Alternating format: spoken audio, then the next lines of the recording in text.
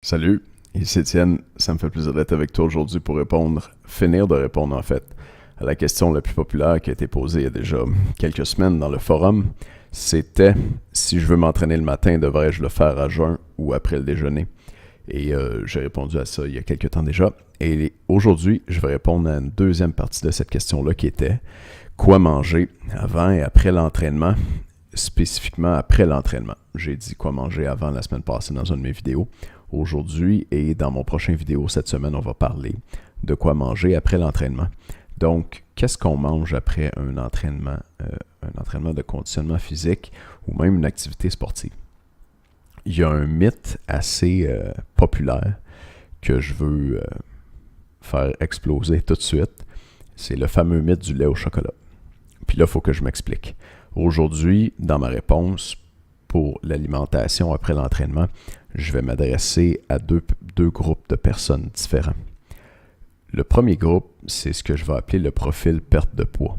Puis la réponse que je vais donner aujourd'hui, c'est pour toi si tu es dans ce groupe-là, c'est-à-dire ton objectif principal, c'est de maigrir. Puis le deuxième groupe, c'est le profil performance ou fitness. Puis là, je m'adresse aux femmes qui ont moins de 5 livres à perdre, qui sont à moins de 5 livres de leur poids idéal.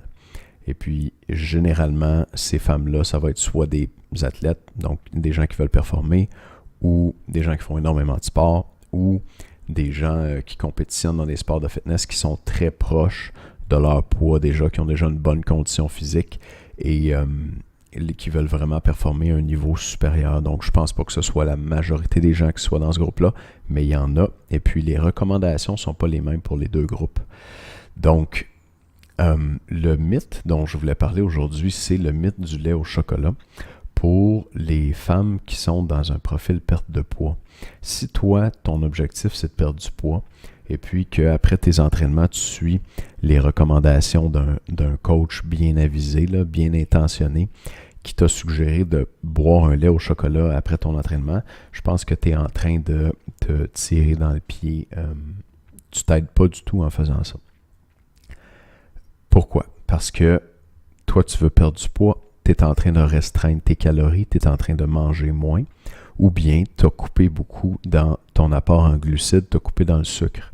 C'est deux méthodes qui peuvent bien fonctionner. Manger moins de sucre ou manger moins de calories, diminuer les portions de tout. Peu importe laquelle des deux méthodes tu suis, le lait au chocolat, c'est un mauvais choix après l'entraînement, puis je vais t'expliquer pourquoi. C'est un mauvais choix si tu as coupé dans le sucre, parce que le lait au chocolat, c'est plein de sucre. C'est du lait avec de la saveur artificielle puis du sucre. C'est ça, du lait au chocolat. Il y a quelques marques qui mettent du vrai cacao dedans, mais c'est pas la norme. Si tu penses aux marques populaires, là, genre Kébon, Natrel, etc., il n'y a pas de cacao dans le lait au chocolat. Il n'y a pas de chocolat là-dedans. C'est de la saveur artificielle puis du sucre. Donc, si tu essaies de suivre une diète faible en glucides, ça peut bousiller ta diète d'un coup.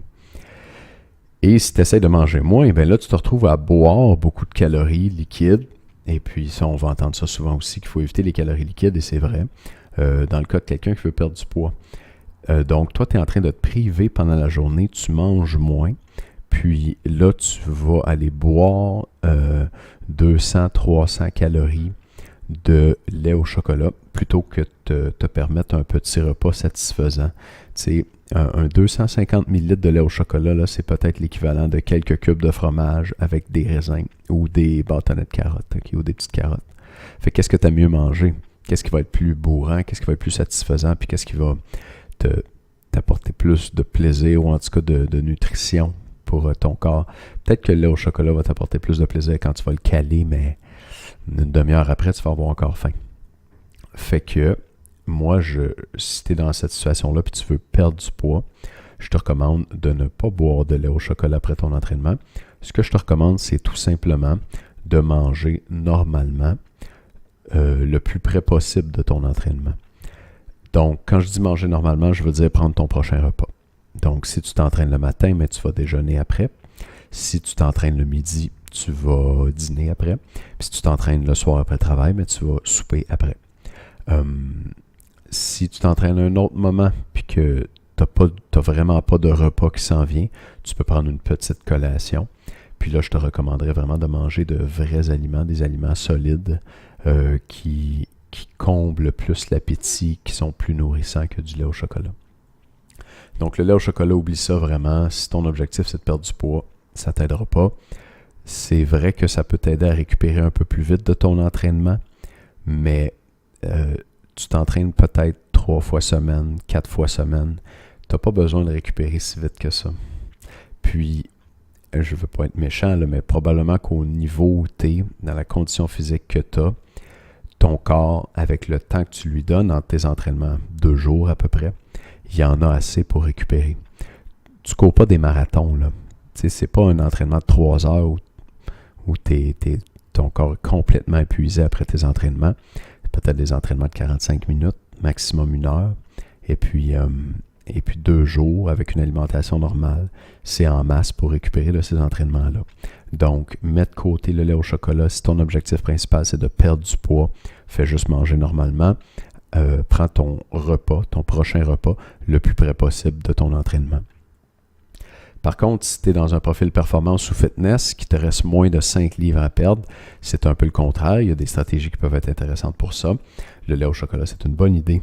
Puis je vais donner d'autres exemples de collations, de repas à prendre après l'entraînement dans mon prochain vidéo. Et puis, je t'invite donc à suivre mes courriels cette semaine pour voir ça. Si tu veux savoir quoi manger avant l'entraînement, tu peux regarder dans mes autres vidéos sur YouTube. Avec un peu de chance, si on est sur YouTube, je pense que ça va être là.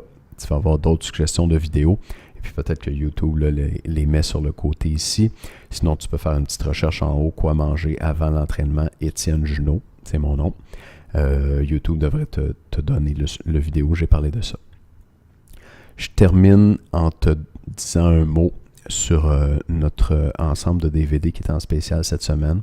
Si tu veux perdre du poids, ça va t'intéresser. Quand on parle de perte de poids, on parle d'alimentation puis d'entraînement, mais souvent on ne parle pas d'une troisième variable qui est très importante, qui est l'activité physique que tu fais dans la vie de tous les jours. Puis si tu me suis depuis quelque temps, tu en as déjà entendu parler, tu as déjà entendu Maxime Saint-Onge en parler. C'est très important d'augmenter ta dépense énergétique sur 24 heures, de brûler plus de calories toute la journée. J'en parlais brièvement dans un de mes emails la semaine passée. Donc, si tu arrives à augmenter ta dépense énergétique sur 24 heures, tu peux brûler du gras sans avoir à manger moins, puis sans avoir à t'entraîner plus. Tu fais juste brûler plus de calories le reste du temps. Puis quand tu y penses, ton entraînement, c'est peut-être 1 heure par jour. Fait que c'est intéressant de regarder ce qui se passe les 23 autres heures de ta journée parce qu'en fait, c'est là que la plupart de ta dépense énergétique se trouve. Puis, ta dépense énergétique principale, c'est pas ton activité physique en passant, à moins que tu cours des marathons tous les jours. Ta dépense énergétique principale, c'est ton métabolisme de base. Puis ça aussi, il y a des choses à faire pour l'augmenter. Puis Maxime en parle dans ces DVD-là qui sont en spécial cette semaine. Fait que si tu veux aller voir ça, je vais mettre le lien dans les courriels. Ça va être en spécial jusqu'à dimanche à minuit. Donc, nous, on se revoit dans le prochain vidéo où je te reviens avec les les repas à prendre après l'entraînement pour récupérer plus vite pour les femmes qui sont dans un profil performance ou fitness. Merci de m'écouter. À bientôt.